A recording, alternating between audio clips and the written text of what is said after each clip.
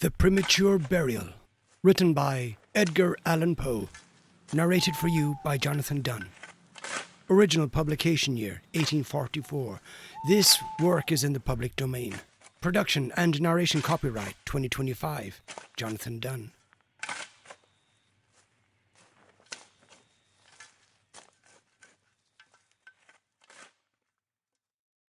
There are certain themes of which the interest is all-absorbing, but which are too entirely horrible for the purposes of legitimate fiction.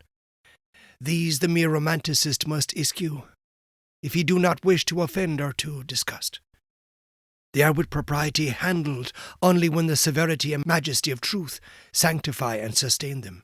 We thrill, for example, with the most intense of pleasurable pain, over the accounts of the passage of the Beresina, of the earthquake of Lisbon, of the plague at London, of the massacre at St. Bartholomew, or of the stifling of the 123 prisoners in the Black Hole at Calcutta. But in these accounts it is the fact, it is the reality, it is the history which excites. As inventions, we should regard them with simple abhorrence. I have mentioned some few of the more prominent and august calamities on record, but in these it is the extent, not less than the character of the calamity, which so vividly impresses the fancy. I need not remind the reader that, from the long and weird catalogue of human miseries, I might have selected many individual instances, more replete with essential suffering than any of these vast generalities of disaster. The true wretchedness, indeed, the ultimate woe, is particular, not diffuse. That the ghastly extremes of agony are endured by man the unit, and never by man the mass. For this let us thank a merciful God. To be buried while alive is, beyond question, the most terrific of these extremes which has ever fallen to the lot of mere mortality. That it has frequently, very frequently, so fallen will scarcely be denied by those who think. The boundaries which divide life from death are at best shadowy and vague. Who shall say where the one ends and where the other begins? We know that there are diseases in which occur total cessations of all the apparent functions of vitality, and yet in which these cessations are merely suspensions, properly so called. They are only temporary pauses in the incomprehensible mechanism. A certain period elapses, and some unseen mysterious principle again sets in motion the magic pinions and the wizard wheels. The silver cord was not forever loosed, nor the golden bowl irreparably broken. But where, meantime, was the soul?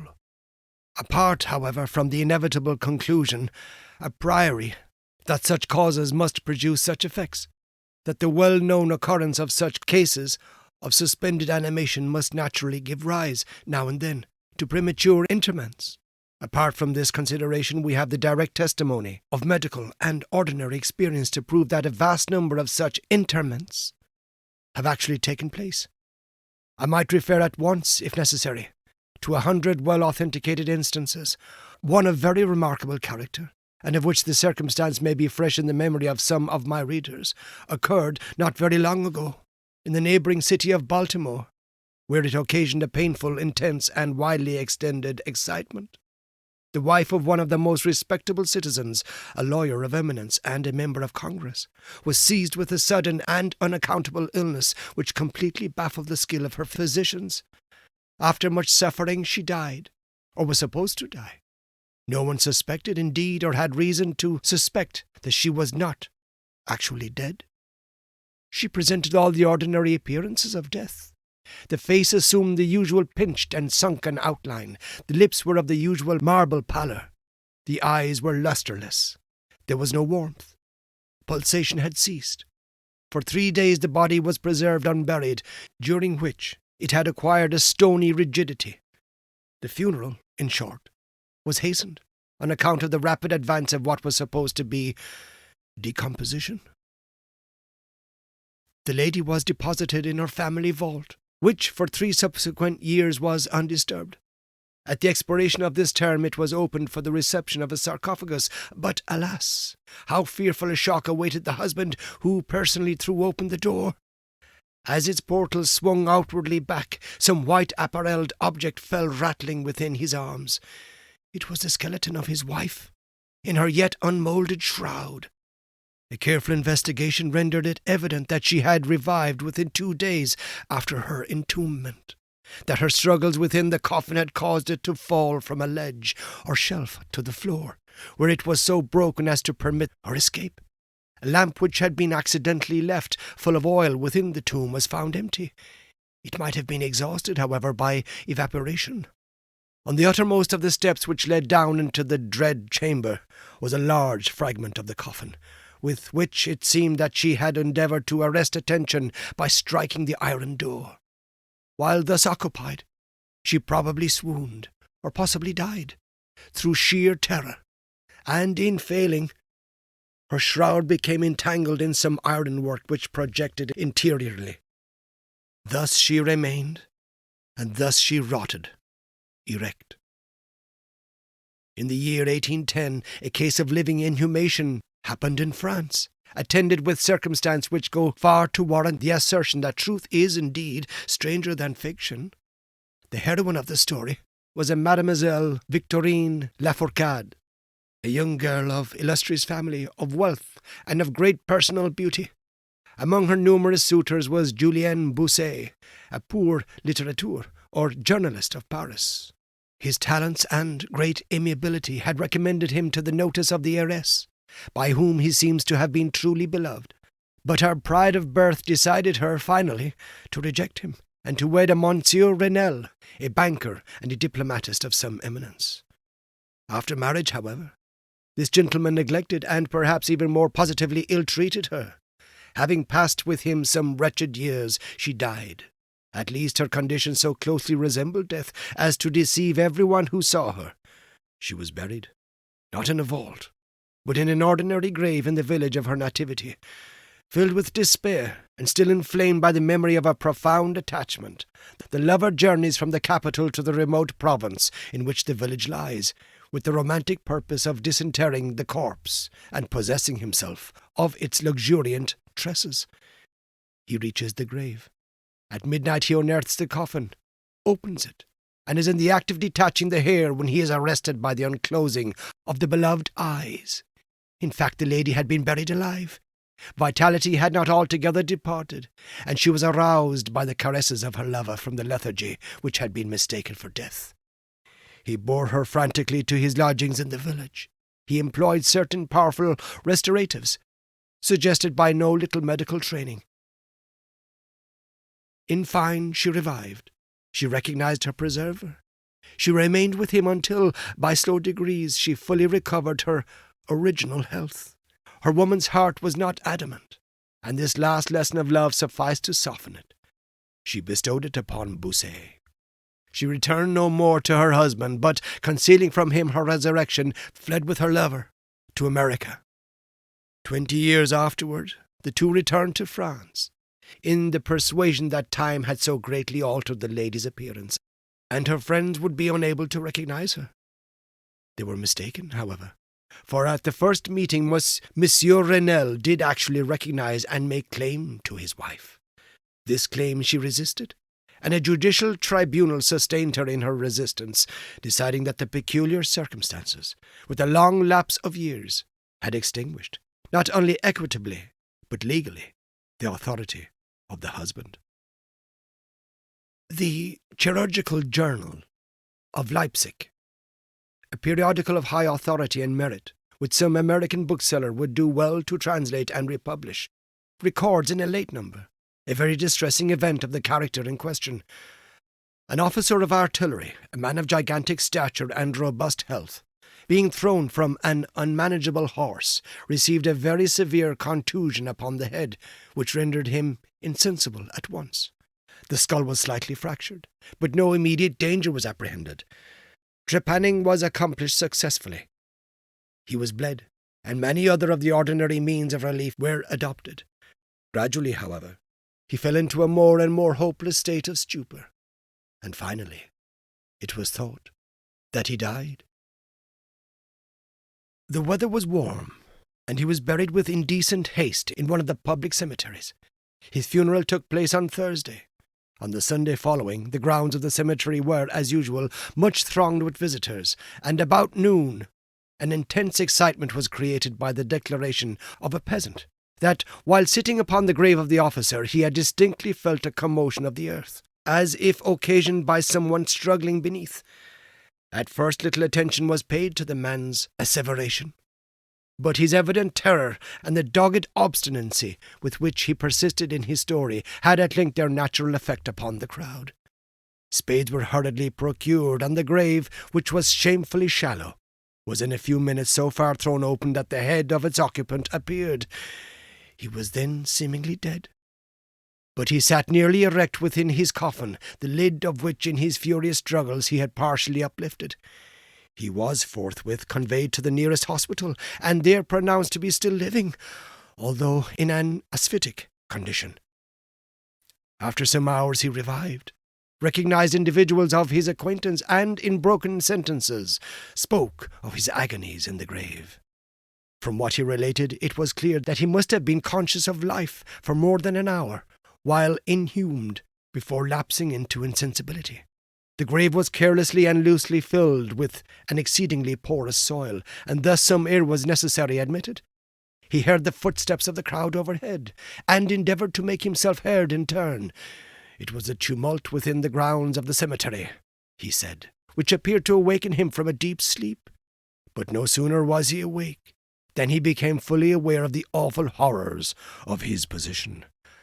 This patient, it is recorded, was doing well and seemed to be in a fair way of ultimate recovery, but fell a victim to the quackeries of medical experiment. The galvanic battery was applied, and he suddenly expired in one of those ecstatic paroxysms which, occasionally, it superinduces. The mention of the galvanic battery, nevertheless, recalls to my memory a well-known and very extraordinary case in point, where its action proved the means of restoring to animation a young attorney of London who had been interred for 2 days. This occurred in 1831, and created, at the time, a very profound sensation wherever it was made the subject of converse. The patient, Mr. Edward Stapleton, had died, apparently of typhus fever, accompanied with some anomalous symptoms which had excited the curiosity of his medical attendants. Upon his seeming decease, his friends were requested to sanction a post-mortem examination, but declined to permit it. As often happens when such referrals are made, the practitioners resolved to disinter the body and dissect it at leisure, in private. Arrangements were easily effected with some of the numerous corps of body-snatchers, with which London abounds, and upon the 3rd night after the funeral the supposed corpse was unearthed from a grave 8 feet deep, and deposited in the opening chamber of one of the private hospitals. An incision of some extent had been actually made in the abdomen, when the fresh and undecayed appearance of the subject suggested an application of the battery. One experiment succeeded another, and the customary effects supervened, with nothing to characterize them in any respect, except, upon 1 or 2 occasions, a more than ordinary degree of lifelikeness in the convulsive action. It grew late. The day was about to dawn, and it was thought expedient at length to proceed at once to the dissection. A student, however, was especially desirous of testing a theory of his own, and insisted upon applying the battery to one of the pectoral muscles. A rough gash was made, and a wire hastily brought in contact with the patient. With a hurried but quiet, unconvulsive movement, arose from the table, stepped into the middle of the floor, gazed about him uneasily for a few seconds, and then spoke. What he said was unintelligible, but words were uttered. The syllabification was distinct. Having spoken, he fell heavily to the floor.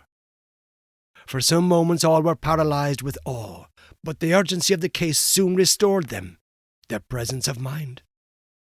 It was seen that Mr. Stapleton was alive, although in a swoon. Upon exhibition of ether he revived, and was rapidly restored to health, and to the society of his friends, for whom, however, all knowledge of his resuscitation was withheld, until a relapse was no longer to be apprehended. The rapturous astonishment may be conceived. The most thrilling peculiarity of this incident, nevertheless, is involved in what Mr. S. himself asserts. He declares that at no period was he altogether insensible, that dully and confusedly he was aware of everything which happened to him, from the moment in which he was pronounced dead by his physicians, to that in which he fell swooning to the floor of the hospital. "I am alive," were the uncomprehended words which, upon recognizing the locality of the dissecting room, he had endeavoured, in his extremity, to utter. It were an easy matter to multiply such histories as these, but I forbear, for indeed we have no need of such to establish the fact that premature interments occur. When we reflect how very rarely, from the nature of the case, we have it in our power to detect them, we must admit that they may frequently occur without our cognizance. Scarcely, in truth, is a graveyard ever encroached upon, for any purpose, to any great extent, that skeletons are not found in postures which suggest the most fearful of suspicions. Fearful indeed the suspicion, but more fearful the doom. It may be asserted without hesitation that no event is so terribly well adapted to inspire the supremeness of bodily and of mental distress as is burial before death. The unendurable oppression of the lungs, the stifling fumes from the damp earth, the clinging of the death garments, the rigid embrace of the narrow house, the blackness of the absolute night, the silence like a sea that overwhelms, the unseen but palpable presence of the conqueror worm. These, and with consciousness that of this fate they can never be informed, that our hopeless portion is that of the really dead, these considerations, I say, carry into the heart, which still palpitates, a degree of appalling and intolerable horror from which the most daring imagination must recoil. We know of nothing so agonizing upon earth. We can dream of nothing half so hideous in the realms of the nethermost hell. And thus all narratives upon this topic have an interest profound, an interest, nevertheless, which through the sacred awe of the topic itself, very properly and very peculiarly, depends upon our conviction of the truth of the matter narrated. What I have now to tell is of my own actual knowledge, of my own positive and personal experience. For several years I had been subject to attacks of the singular disorder, which physicians have agreed to term catalepsy, in default of a more definitive title, although both the immediate and the predisposing causes and even the actual diagnosis of this disease are still mysterious. Its obvious and apparent character is sufficiently well understood. Its variations seem to be chiefly of degree. Sometimes the patient lies for a day only, or even for a shorter period, in a species of exaggerated lethargy. He is senseless and externally motionless, but the pulsation of the heart is still faintly perceptible. Some traces of warmth remain. A slight colour lingers within the centre of the cheek, and upon application of a mirror to the lips we can detect a torpid, unequal, and vacillating action of the lungs.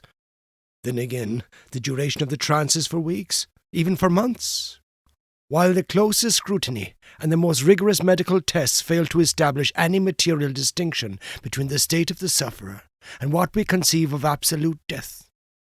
Very usually, he is saved from premature interment solely by the knowledge of his friends that he has been previously subject to catalepsy, by the consequent suspicion excited, and above all, by the non-appearance of decay. The advances of the malady are luckily gradual.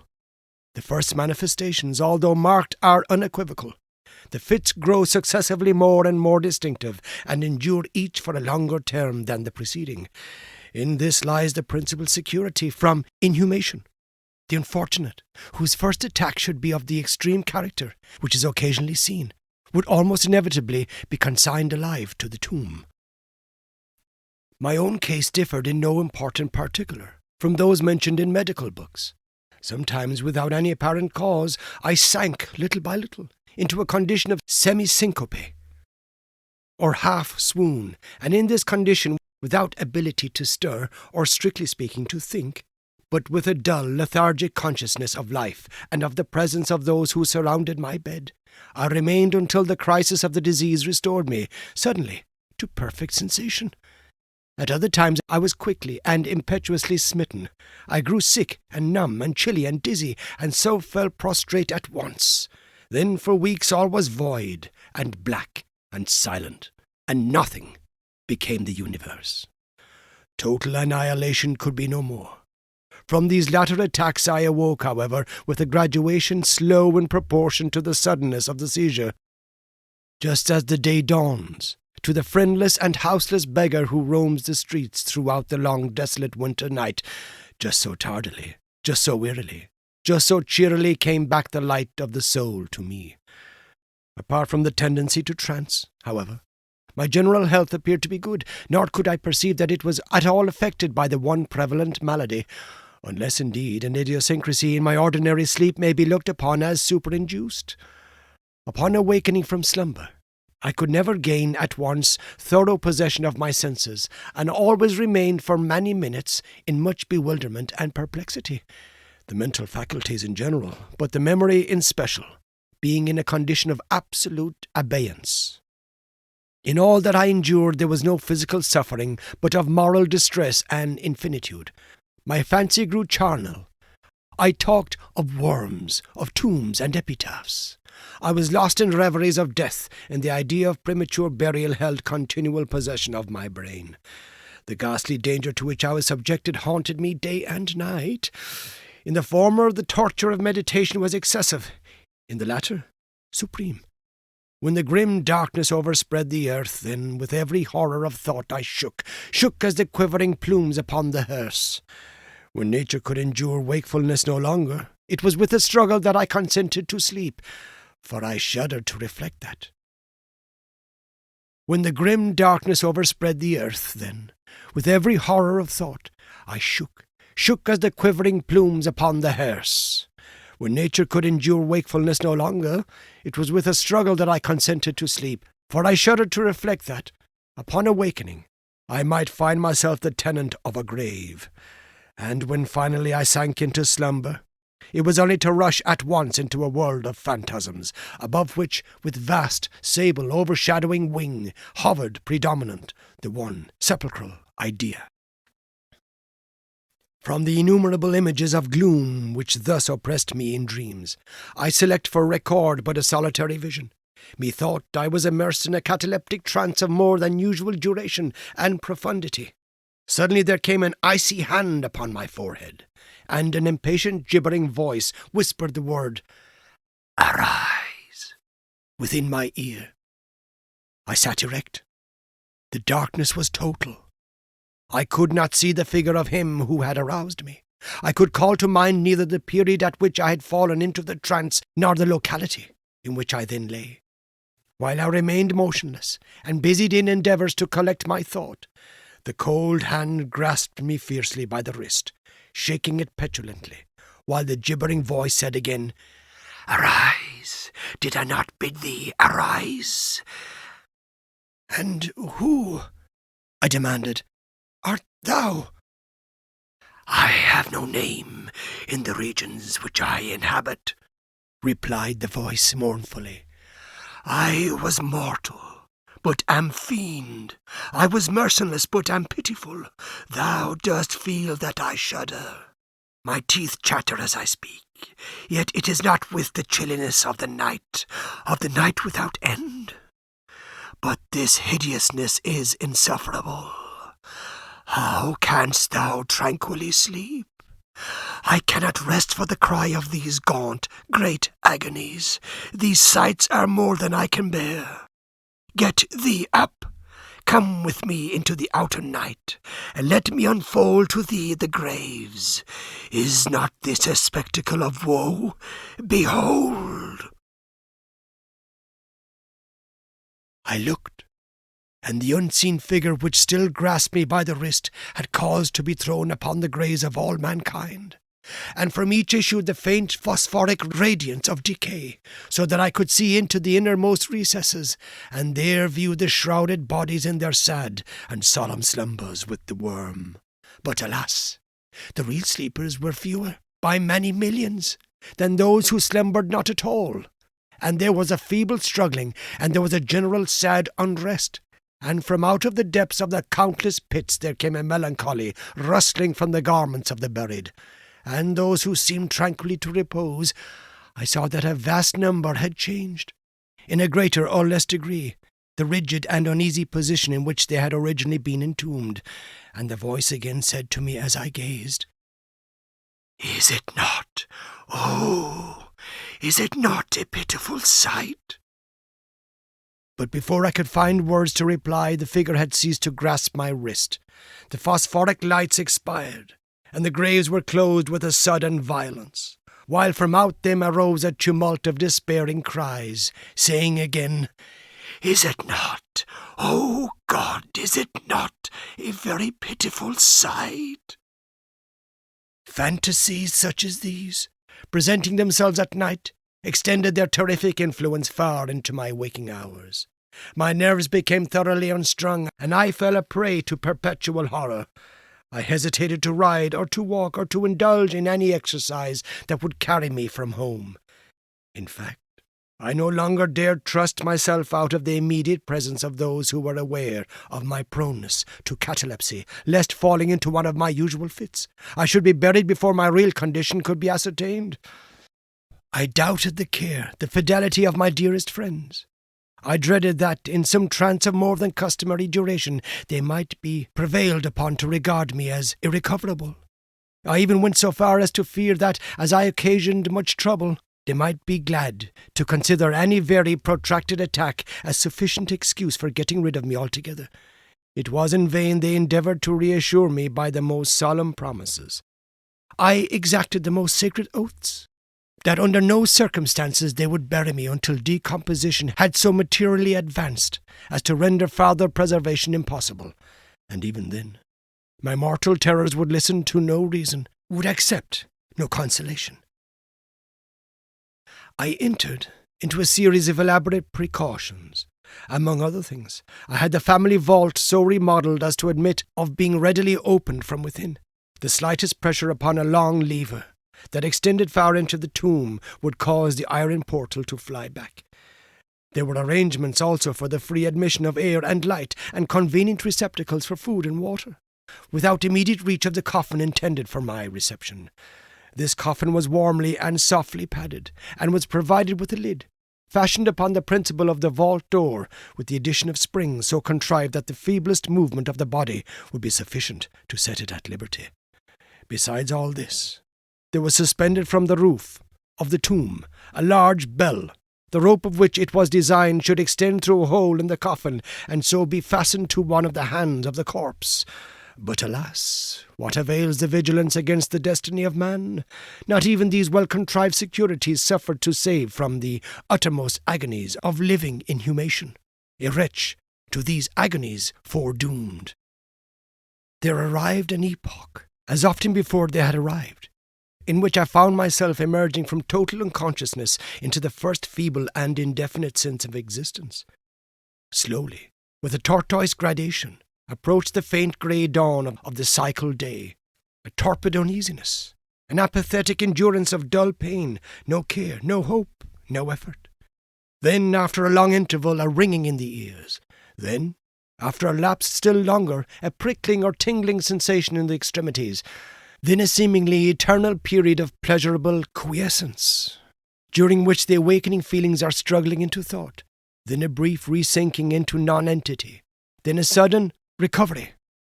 At length the slight quivering of an eyelid, and immediately thereupon an electric shock of a terror, deadly and indefinite, which sends the blood in torrents from the temples of the heart. And now the first positive effort to think, and now the first endeavour to remember, and now a partial and evanescent success.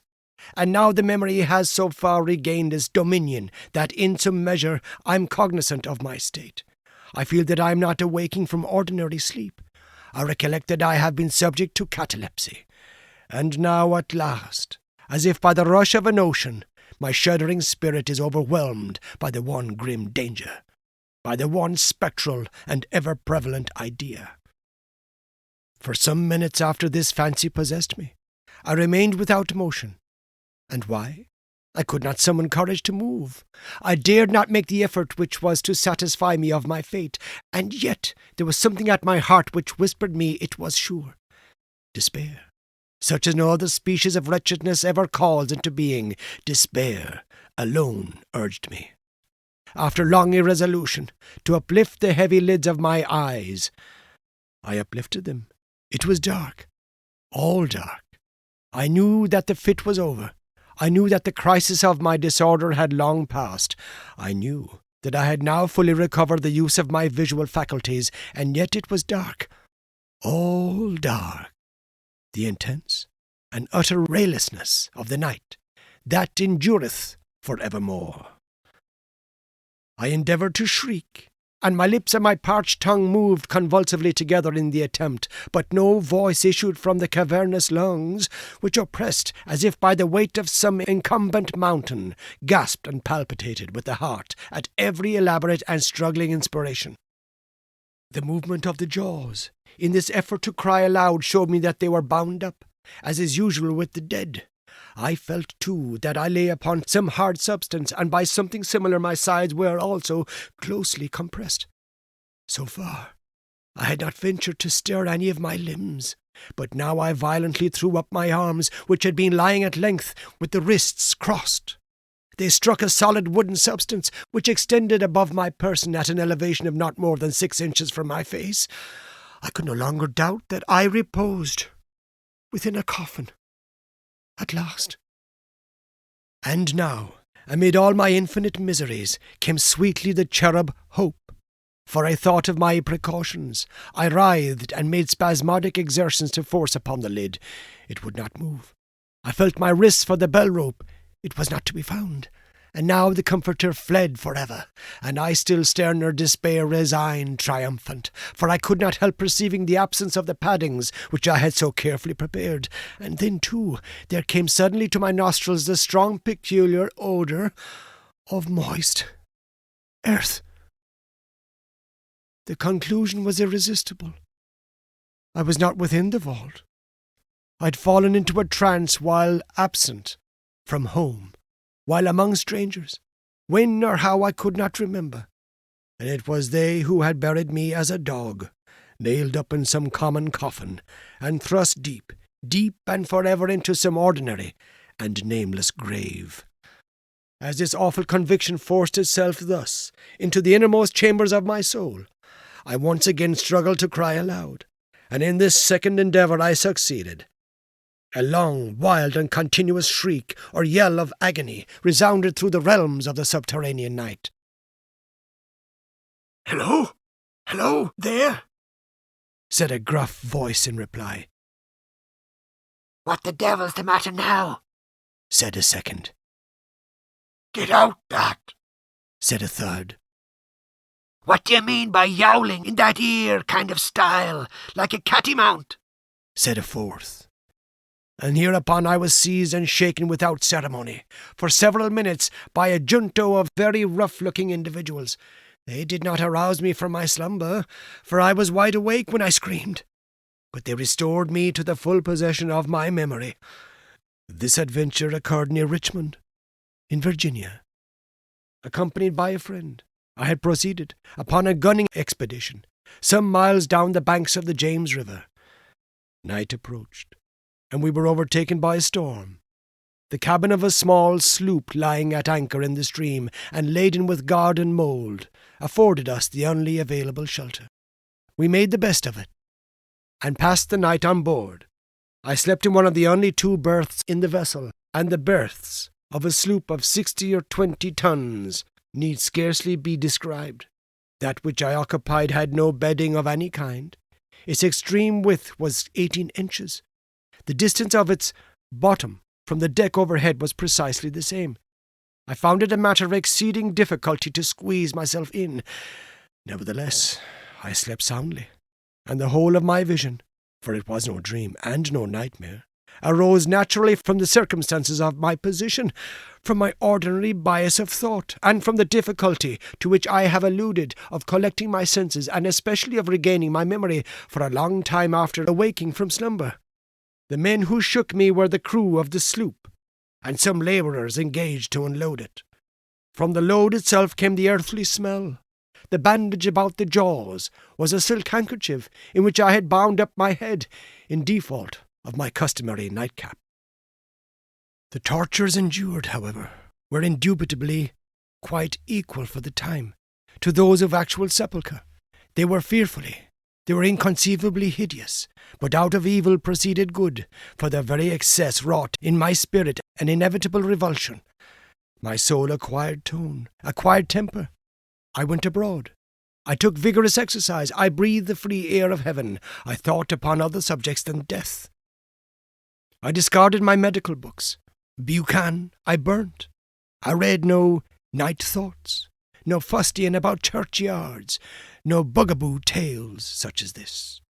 In short, I became a new man, and lived a man's life. From that memorable night I dismissed forever my charnel apprehensions, and with them vanished the cataleptic disorder of which, perhaps, they had been less the consequence than the cause. There are moments when, even to the sober eye of reason, the world of our sad humanity may assume the semblance of a hell. But the imagination of man is no Carathis, to explore with impunity its every cavern. Alas! The grim legion of sepulchral terrors cannot be regarded as together fanciful.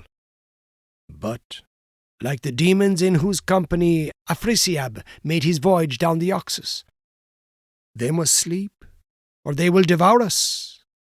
They must be suffered to slumber, or we perish. The end.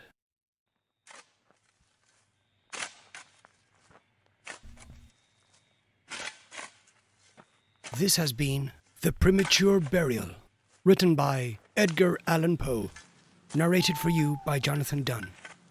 Original publication year, 1844.